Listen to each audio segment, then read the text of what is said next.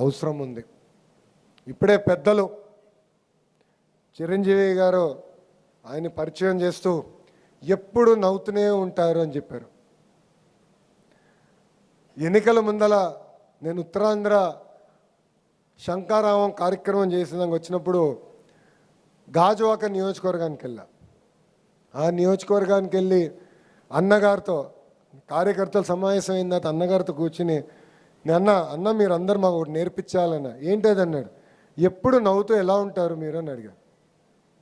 ఎన్ని కష్టాలు వచ్చినా నవ్వుతూ ఉంటారు, ఎవరు ఎన్ని ఇబ్బందులు పెట్టినా నవ్వుతూనే ఉంటారు, చివరికి మేము మిమ్మల్ని గట్టిగా ప్రశ్నించినా నవ్వుతూనే సమాధానం చెప్తారు. ఆ నవ్వు ఇక్కడ ఉన్న 1000 మంది మనందరం నేర్చుకోవాలని ఈ సభాముగా తెలియజేస్తున్నా. మన అధ్యక్షులే ఒక ఉదాహరణ. ఒక డివిజన్ అధ్యక్షుడి దగ్గర నుంచి ఈరోజు మనందరికీ రాష్ట్ర పార్టీ అధ్యక్షుడిగా దశ నిర్దేశన ఇస్తున్నారు. ఇది మన పార్టీ గొప్పతనం. అన్న ఒక మాట చెప్తూ, ప్రతిపక్షంలో ఉన్నప్పుడు మనం బాగా కష్టపడతాం, అహర్నిశలు పోరాడతాం, కేసులు పెట్టించుకుంటాం, తన్నులు తింటాం, అధికారం వస్తుంది. దాని తర్వాత మనకు ఒక జబ్బు వస్తుందండి. కోవిడ్ కన్నా ప్రమాదమైన జబ్బు అండి అది. కోవిడ్ కన్నా ప్రమాదమైన జబ్బు అది. ఆ జబ్బు పేరేంటో తెలుసా? గట్టిగా చెప్పండి. అలక. అలుగుతాం, ఇంట్లో పడుకుంటాం. నష్టపోయేది ఎవరు? ఆంధ్ర రాష్ట్ర ప్రజలు, మనం. మన 5 సంవత్సరాలు నరకం అనుభవించాం. 5 సంవత్సరాలు కేసులు పెట్టించుకున్నాం. ఇక్కడ ఉన్న వాళ్ళు చేతులు పైకెత్తండి. గత 5 సంవత్సరాల్లో ఎవరిపైన అయితే కేసులు పడినాయి ఒకసారి చేతులు పైకెత్తండి. సగం పైన ఉన్నారు, చేతుల కింద పెట్టండి. అటెంప్ట్ టు మర్డర్ చేతుల కింద పెట్టండి స్వామి, ప్రశ్న అడగలేదు ఇంకా. అటెంప్ట్ టు మర్డర్ కేసు ఉన్నవారు చేతుల పైకెత్తండి. ఓకే. ఎస్సీ ఎస్టీ చేతులు దింపండి. ఎస్సీ ఆగండి పని ఇంకా చెప్పలేదు. రాజుగారు ఆగండి, ఒక 2 నిమిషాలు ఓపిక పెట్టండి, రెడీగా ఉన్నాం. ఎస్సీ ఎస్టీ కేసులు పడిన వాళ్ళు చేతుల పైకెత్తండి. ఎన్ని ఇబ్బందులు ఎదుర్కొన్నాం. రాజుగారు, ఎంఎస్ రాజుగారి పైన, మన హోంమంత్రి అనిత గారి పైన, ఆనాడు దళితులకు జరుగుతున్న అన్యాయం పైన పోరాడినందుకు వాళ్ళపైనే ఎస్సీ ఎస్టీ కేసులు పెట్టే రోజులు. ఎంత అన్యాయం చూడండి. అంటే అలక వల్ల మనం ఎంత నష్టపోతామో మనందరూ ఒక్కసారి గుర్తుపెట్టుకోవాలి. సో అలిగేదానికి లేదు. ఇది మన పార్టీ. మనం అనుకున్నన్నీ జరగపోవచ్చు, కానీ పోరాడాలి. నేను ఇప్పుడు కూడా పోరాడతాను. పెద్దలు తెలుసు పల్లా గారికి, అహర్నిశలు పార్టీలో పోరాడతా, మార్పు తీసుకొచ్చడానికి పోరాడతా. నేను ఏది వదిలిపెట్టాను. అట్లనే మీరు మాట్లాడాలి, 4 గోడల మధ్యలో డిస్కషన్ జరగాలి. బయటికి వెళ్ళినప్పుడు ఒకే నినాదం పైన ఉండాలి, అది జై తెలుగుదేశం, చంద్రబాబు నాయుడు గారి నాయకత్వం వర్ధిల్లాలి. మనం చూసాం గుజరాత్లో 30 ఏళ్ళు ఒకే ప్రభుత్వం నడుస్తుంది, మధ్యప్రదేశ్లో ఒకే ప్రభుత్వం నడుస్తుంది, ఒరిస్సాలో కూడా మొన్నటి వరకు ఒకే ప్రభుత్వం నడిచింది. ఎంత అద్భుతంగా అభివృద్ధి చేసుకుని వాళ్ళు ముందరికి వెళ్తున్నారు. ఇది నాకు అన్న సమానమైన పవనన్న కూడా పదే చెప్తున్నారు. కనీసం 15 సంవత్సరాలు కూటమి ప్రభుత్వ అధికారులు ఉండాలి, కలిసికట్టుగా మన రాష్ట్రాన్ని అభివృద్ధి చేసుకోవాలని ఆయన కూడా చెప్తున్నారు. కలిసికట్టుగా 3 పార్టీలు మనందరం ముందరికి వెళ్ళాలని ఈ సభాముఖంగా కోరుతున్నాం. కూటమి అన్నప్పుడు 3 పార్టీల కలయిక. తెలుగుదేశం పార్టీ ఉంది, జనసేన పార్టీ ఉంది, భారతీయ జనతా పార్టీ ఉంది. ఈ కలయిక అన్నప్పుడు చిన్న సమస్యలు ఉంటాయి, విభేదాలు వస్తాయి, కాదని నేను అనట్లా. ఇంట్లో మేము 5గురం, చిన్న విభేదాలు మాకు ఉంటాయండి, లేకుండా పోవు. కానీ పెద్దరికంగా బాధ్యత చంద్రబాబు నాయుడు గారు తీసుకుని అందరినీ కూర్చోబెట్టి సమస్యను పరిష్కరిస్తారు. మళ్ళీ నిర్ణయం తీసుకుంటే ఆ ఇంట్లో కూడా మేము ఎవరో మాట్లాడం. అదేవిధంగా ఇక్కడున్న పార్లమెంట్ పార్టీ అధ్యక్షులు ఉన్నారు, పార్లమెంట్ ప్రధాన కార్యదర్శులు ఉన్నారు. మీ పైన బాధ్యత ఉంది. కూటమిలో వస్తున్న చిన్న సమస్యలు, విభేదాలు ఏమున్నా కూడా వాళ్ళ పార్టీ నాయకుల్ని పిలవాలి, కూర్చోబెట్టాలి, ఆ సమస్యలు మీరు పరిష్కరించాలి. మీరు చేయని అంటే మీతో కొన్ని సమస్యలు అన్నీ మీరు చేయలేకపోవచ్చు. జోనల్ కోఆర్డినేటర్ ఉన్నారు, రాష్ట్ర పార్టీ అధ్యక్షులు ఉన్నారు, దాని తర్వాత నేను కూడా ఇన్వాల్వ్ అవుతా. కానీ మనకి విడాకులు లేవు, క్రాస్ ఫైర్ లేవు, కలిసికట్టుగా ముందరికి వెళ్ళాలని ఈ సభాముఖం ఇక్కడ ఉన్న మిమ్మల్ని అందరు నేను కోరుతున్నాం. మనందరం కూడా అప్రమత్తంగా ఉండాలి. ఎందుకంటే పార్టీ పేజీల పేరుతో పార్టీల మధ్యన విభేదాలు సృష్టించడానికి వైకాపా నాయకులు ప్రయత్నిస్తారు.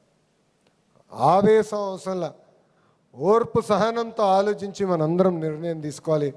అప్పుడే సరైన నిర్ణయం మనందరం తీసుకోగలుగుతాం. ఇక్కడున్న మిమ్మల్ని అందరూ విషయం కోరుతున్నా.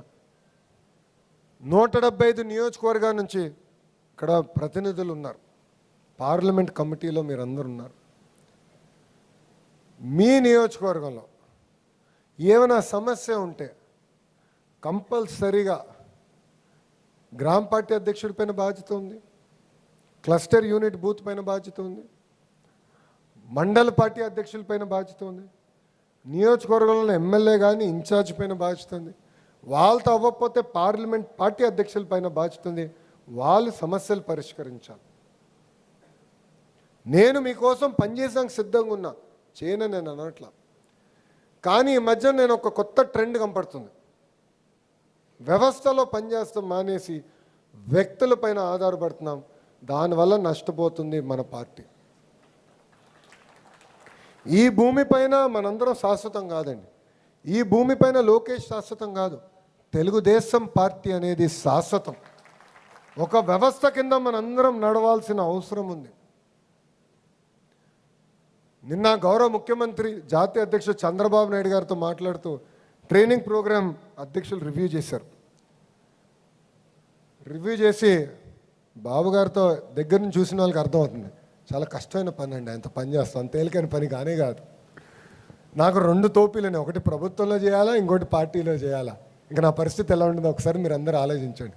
అందరూ బాగా చిక్కిపోయారంటే ఆ దెబ్బకే చిక్కిపోయారా నైనా. కానీ ఆయన కింద పని చేస్తాం, ఆయనతో పని చేస్తాం, ఒక తృప్తి కలుగుతుంది.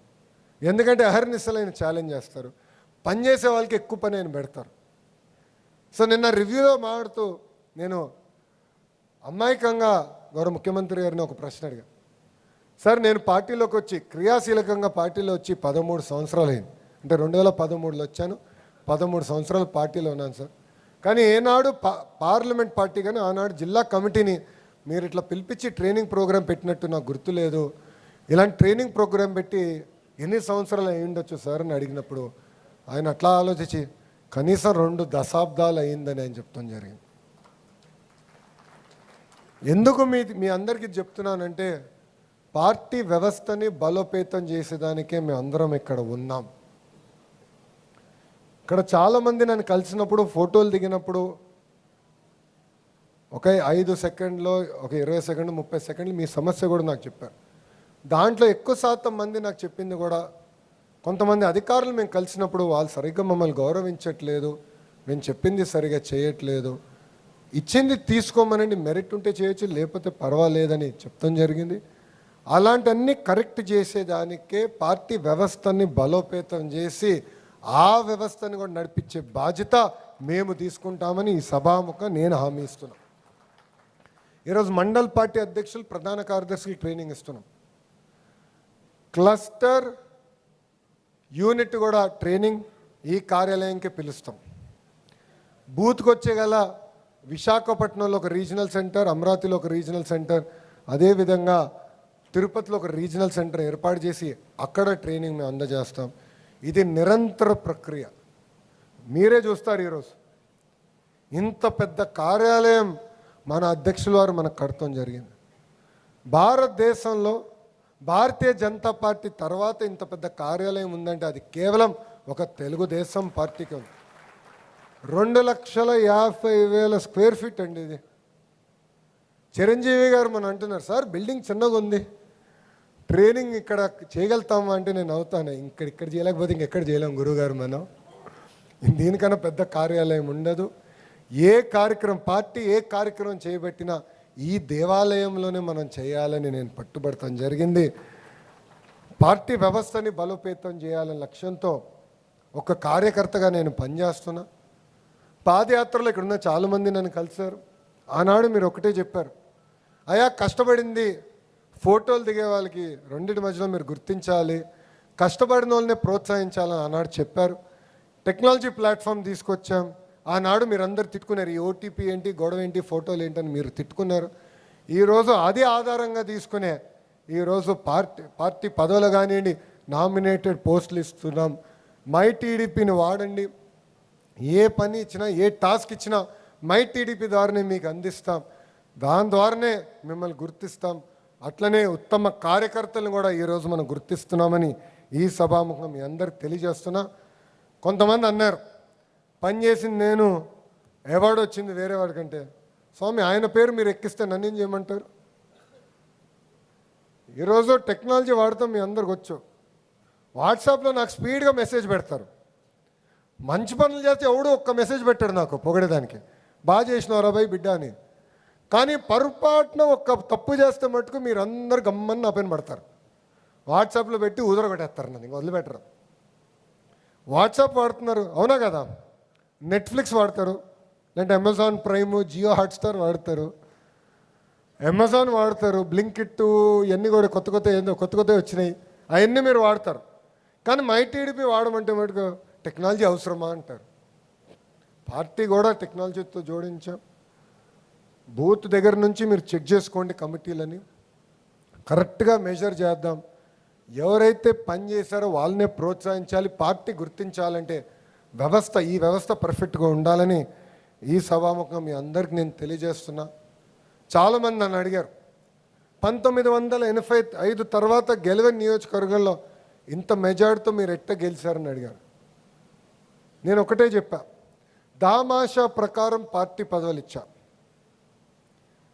నాకు ఎంత పని ఒత్తిడి ఉన్నా మంగళగిరి నాయకులు ప్రజలు కలవాలంటే వాళ్ళకే ప్రయారిటీ ఇస్తా. ఫస్ట్ నేను వాళ్ళని కలుస్తాను. మూడోది, అధికారంలోకి వచ్చిన తర్వాత గ్రామంలో ఏ పనులు మనం కేటాయించినా, అభివృద్ధి కార్యక్రమాలు ఏం చేసినా అక్కడ గ్రామ పార్టీ ఒక కమిటీ వేసుకుంటుంది, వాళ్ళే నిర్ణయిస్తారు పనులన్నీ, వాళ్ళే బాధ్యత తీసుకుంటారు. ఎక్కడ నేను జోక్యం కూడా చేసుకుంటాను, ఎక్కడ నేను జోక్యం చేసుకోవట్లేదు. అందుకే ఈరోజు మంగళగిరి నియోజకవర్గాన్ని ఒక పద్ధతి ప్రకారం నేను ముందలు తీసుకెళ్తున్నా. నాకన్నా అద్భుతంగా చేసేవారు కూడా ఉన్నారండి, నేనే పర్ఫెక్ట్ అనట్లా. మొన్న కూడా క్యాబినెట్ మీటింగ్ తర్వాత భోజనం పెడుతూ గౌరవ ముఖ్యమంత్రి గారు పిలిచి మా అందరి వైపు చూసి ఇంకా మీరు స్పీడ్ అందుకోవాలని చెప్పారు. నేను అనుకున్నా ఇంక దీనికి నేను కష్టపడాలి నైనా అని. అప్పుడు నిమ్మల రామారెడ్డి గారి వైపు చూపించి, చూడు ఎంత కష్టపడుతున్నాడు నిమ్మల రామారెడ్డి అంటే, సార్కి మేము అందరం దండం పెట్టి, సార్ ఫస్ట్ పొజిషన్ మేము వదిలేసుకున్నాం సార్, నిమ్మల రామారెడ్డి లాగా మేము పని చేయలేము సార్, మమ్మల్ని వదిలేసేయండి, పోటీ 2వ పొజిషన్ నుంచి మేము అందరం పడతాం, కానీ రామన్ లాగా మేము కష్టపడలేమని చెప్పా. చూడండి ఎంత కష్టపడతారు, మంత్రి అయినా కూడా ఎంత కష్టపడతారో చూడండి. వాస్తవంగా నేను అవుతా అంట, అన్న ప్రతిపక్షంలోకి వచ్చిన తర్వాత మేము అందరం రంగు వస్తాం, మీరు ప్రతిపక్షంలోకి వచ్చిన తర్వాత రంగు తగ్గారు ఏంటి అని అడుగుతా. ఆయన ఎంత కష్టపడతారో ఆలోచించండి. వేదిక మీద పల్లా శ్రీనివాస్ గారు అన్ని రిపోర్ట్లు ఈరోజు గాజువాక నంబర్ 1 స్థానంలో ఉంది. మొన్న కూడా మా మంగళగిరి వాళ్ళు చెప్తున్నా, గాజువాకని మనం చూసి నేర్చుకోవాలి, చూడండి రాబోయే ఎంత పర్ఫెక్ట్గా చేస్తున్నాడు పల్లా గారు అని. అందుకే హైయెస్ట్ మెజారిటీ మన వచ్చింది. నాకు పల్లా గారు ఎప్పుడు చూసినా కొంచెం కోపం కూడా వస్తుందండి, ఎందుకో కూడా నేను చెప్పాలి. 2024లో ఎన్నికల ఫలితాలు వస్తున్నాయి. సో నేను అనుకున్నా 50,000 వస్తుంది అనేది ఒక అంచనా, నాకు వస్తే చాలా రూపాయి అనుకున్నా, పెరుగుతూ వెళ్ళింది. కంగారు పడ్డా, ఏమో ఇది ఎక్కడి వరకు వెళ్తుందా. ఒక దశలో నంబర్ 1 వస్తుందన్న ఫీలింగ్ వచ్చింది బాగా. ఎస్ నంబర్ 1 వస్తుందిరా అనుకుని చివరికి. అప్పుడు మా పిఏ వచ్చి, సార్ అంత సీన్ లేదు, పల్లా గారికి నంబర్ 1 వచ్చింది రాబోయ్ అన్నాడు. నేను ఫోన్ చేసి, అన్న మీ పైన కాపు ఉన్న కంగ్రాచులేషన్స్ చెప్పాలి కదా, కంగ్రాచులేషన్స్ చెప్తున్నా లేరా అన్నాడు. ఆనందం. దాని తర్వాత వెళ్ళి మనకి మన ఇది ఇస్తారు, గెలిచిన తర్వాత సర్టిఫికేట్